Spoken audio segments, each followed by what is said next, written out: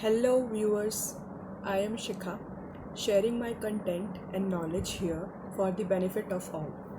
आज मैंने video government schemes पे रखा है जो कि काफ़ी सारे कॉम्पिटिटिव एग्ज़ाम्स में इसके क्वेश्चंस देखने मिलते हैं. For example SSC, UPSC and other PSC exams and sometimes in banks even. So direct question पूछ लिया जाता है, फिर कुछ डीप क्वेश्चंस भी होते हैं. तो मैंने इसलिए ये वीडियो बनाया है इस पर्पज़ से. मैंने जो आज स्कीम ली है उसका नाम है जल जीवन मिशन. काफ़ी फेमस स्कीम एंड काफ़ी इम्पॉर्टेंट भी है. So let's start now. जल जीवन मिशन हम लोगों को स्कीम किस तरीके से पढ़नी है वो देख लेते हैं पहले. स्कीम का ओरिजिन मतलब कब स्टार्ट हुई, देन उसका पर्पस क्या है, ऑब्जेक्टिव काफ़ी इंपॉर्टेंट होता है. देन किस मिनिस्ट्री के अंडर आती है, बजटरी एलोकेशन क्या होता है, बजट पे कितना उसके लिए अमाउंट एलोकेट किया गया है. कुछ स्पेसिफिक अगर टारगेट होते हैं न्यूमेरिकल वैल्यूज़ में, फॉर एग्जांपल कोई ईयर दिया हुआ है या फिर कोई न्यूमेरिकल वैल्यू आ गई तो वो इम्पॉर्टेंट होती है. देन बहुत इंपॉर्टेंट पार्ट स्कीम का ये होता है कि स्कीम की स्ट्रक्चर क्या है. स्ट्रक्चर मींस कि वो सेंट्रल सेक्टर है या सेंट्रल स्पॉन्सर्ड है. ये दोनों टर्म क्या होती है वो भी इसमें मैं बताऊंगी. सो स्टार्ट करते हैं. पहले तो ये पॉइंट देखते हैं क्या है कि कब स्टार्ट हुआ. सो स्कीम स्टार्टेड इन 15 अगस्त 2019 में स्टार्ट हुई. तो ये डेट एंड मंथ, आजकल मंथ भी आते हैं एग्ज़ाम्स में, so it's important. Now the main objective, the अगर मैं कोर ऑब्जेक्टिव बोलूँ इस मिशन का, वो था it is about to provide drinking water supply to every nooks and corners of the country. Yes, government का ना जो एम है वो हर एक कोने तक ड्रिंकिंग वाटर और सेफ ड्रिंकिंग वाटर जिसे हम कह सकते हैं वो पहुंचाना है. लेकिन अगर टेक्निकल टर्म्स में अगर देखें तो ये डेफिनेशन यहाँ पे लिखी हुई है इसकी, that it envisages supply of 55 litres of water per person. So ये जो 55 litres of water per person per day every rural household जो लिखा हुआ है ना, ये इंपॉर्टेंट बनेगा एग्जाम पॉइंट ऑफ व्यू से. So we have to remember this. तो ये सप्लाई पहुंचाना कहाँ तक, functional household tap connection. अब टैप कनेक्शन ये नल का कनेक्शन बोल रहा है बाय 2024. सो अगर मैं यहाँ पे देखूँ तो 2024 इज़ द डेडलाइन, टारगेट है. तो ये टैप वाटर कनेक्शन को प्रोवाइड कराना, ये इसका एम है, ऑब्जेक्टिव है. नाउ विच मिनिस्ट्री इसका इम्प्लीमेंटेशन का काम देखती है, ये है मिनिस्ट्री ऑफ जल शक्ति. अच्छा, हम मिनिस्ट्री की जब बात करते हैं तो क्वेश्चंस इस तरीके से आते हैं, तो साथ साथ ही ये भी पढ़ लेना ज़रूरी होगा कि कौन है अभी इसके मिनिस्टर. तो इसके मिनिस्टर अभी है गजेंद्र सिंह शेखावत. और साथ ही साथ आजकल कॉन्स्टिट्यूएंसी भी पूछता है, तो उनकी कॉन्स्टिट्यूएंसी जोधपुर है. सो ये हो गया. देन इसका अभी इस साल के बजट में अलोकेशन कितना रहा है, तो वो था 60,000 करोड़. ठीक. अब इसका जो टारगेट है वो रूरल एरिया के लिए है स्पेसिफिकली, तो 4 crore rural house hold cover करना है इस साल. और फिर आती है इम्पॉर्टेंट बात स्कीम की स्ट्रक्चरिंग की.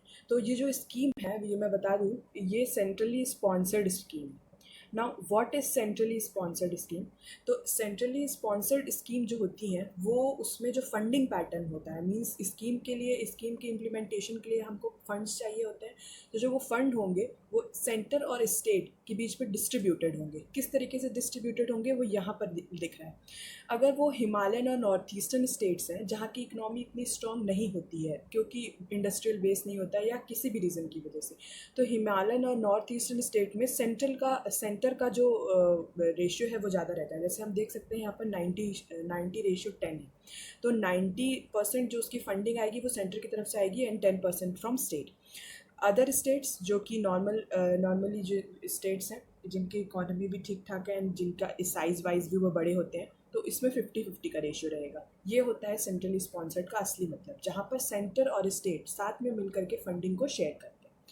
फिर आती है यूनियन टेरिटरी की बात. तो ये ऑब्वियस होता है कि यूनियन टेरिटरीज़ जो होती हैं वो सेंट्रली एडमिनिस्टर्ड टेरिटरीज़ होती हैं, तो इनकी जो फंडिंग होगी वो 100% सेंटर की तरफ से आएगी.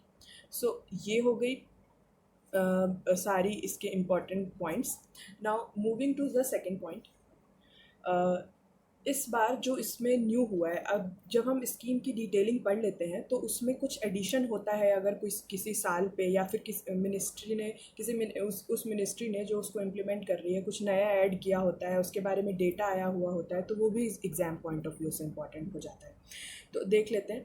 यहाँ पर इस बार आया कि 60% ऑफ हाउस होल्ड कवर हो चुके हैं। ये जो 60% ऑफ हाउस होल्ड है, ये नंबर परसेंटेज में भी इंपॉर्टेंट है, और इस परसेंटेज का जो एक्चुअल वैल्यू निकला है that is 11.66 crore house hold, ये भी इंपॉर्टेंट है। और अगर हम लोग इंडिविजुअली देखा जाए, जो कि हमने अभी पिछले स्लाइड में देखा, जो टारगेट था 55 लीटर पर पर्सन पर डे का टारगेट, वो 58 करोड़ पीपल तक पहुँच चुका है। मतलब इतने लोग इस स्कीम के बेनिफिशियरी हो चुके हैं।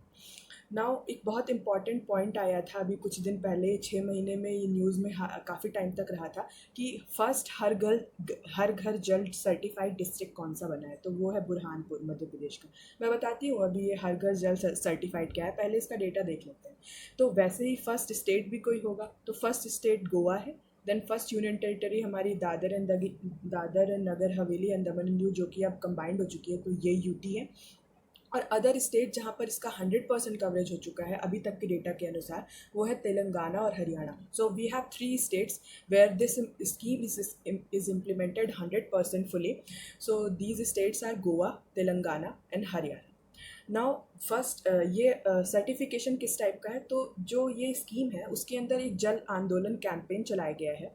और जैसा कि हम इस स्कीम की ऑब्जेक्टिव से ही समझ सकते हैं कि इसमें हर घर को जल पहुंचाने का एम रखा है। तो अगर कोई भी डिस्ट्रिक्ट या फिर कोई भी स्टेट ऐसा होता है जहाँ पर सारे हाउस होल्ड्स के पास में टैप वाटर कनेक्शन पहुँच चुका होता है, तो हम उसे 100% हर घर जल सर्टिफाइड अनाउंस कर देते हैं।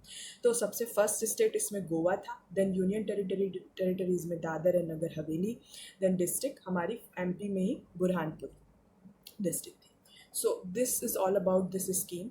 नाउ अगर मैं ओवरव्यू इसके पॉइंट की बात करूँ, तो इसमें कम्युनिटी अप्रोच को बहुत ज़्यादा इंपॉर्टेंस दिया गया है। अब ये कम्युनिटी अप्रोच क्या होता है, जैसे कि हमको इसमें वाटर का मैनेजमेंट देखना है, ठीक है। तो यहाँ से हम देख सकते हैं कि ये इंटीग्रेटेड वाटर मैनेजमेंट को सपोर्ट करता है। इंटीग्रेटेड मीन्स हमको यहाँ पे रिवर, वेल्स, जो सरफेस वाटर है, जो ग्राउंड वाटर है, दोनों को एक साथ में देखना है, अलग अलग नहीं। जैसे कि सरफेस वाटर के लिए अलग कोई इम्प्लीमेंटेशन एजेंसी है और ग्राउंड वाटर के लिए अलग है, तो वो मिलकर के काम करेंगी। तो ये इंटीग्रेटेड वाटर मैनेजमेंट का ही एक पार्ट है।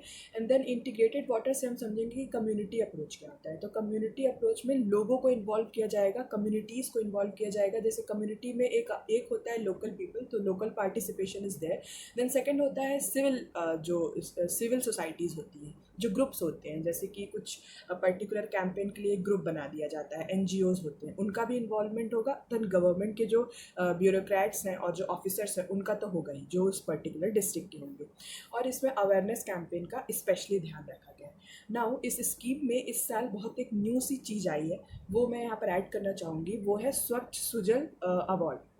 जो स्वच्छ सुजल शक्ति सम्मान अवार्ड 2023 का द्रौपदी मुर्मू जी, हमारी जो प्रेसिडेंट है, उनके द्वारा दिया गया। और ये प्राइज़ इस बार 36 विमेन वॉश चैम्पियंस को मिला है। ये एक ग्रुप है, एक विमेंस का ग्रुप है, जो कि रूरल एरियाज़ में सेफ़ ड्रिंकिंग वाटर और सैनिटेशन का स्पेशली इसके लिए इन्होंने बहुत एफर्ट मारा, और उसके बाद इनको जाकर के ये प्राइज़ मिला है।